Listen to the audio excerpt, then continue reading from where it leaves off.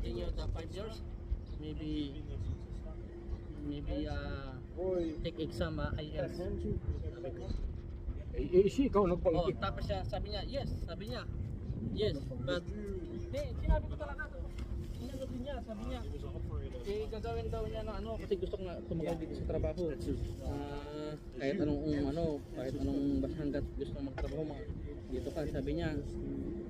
Yun nga ang ano, pagmimitingan daw, sabi niya, kay Edward Ata. Hindi man din na magmi-meeting.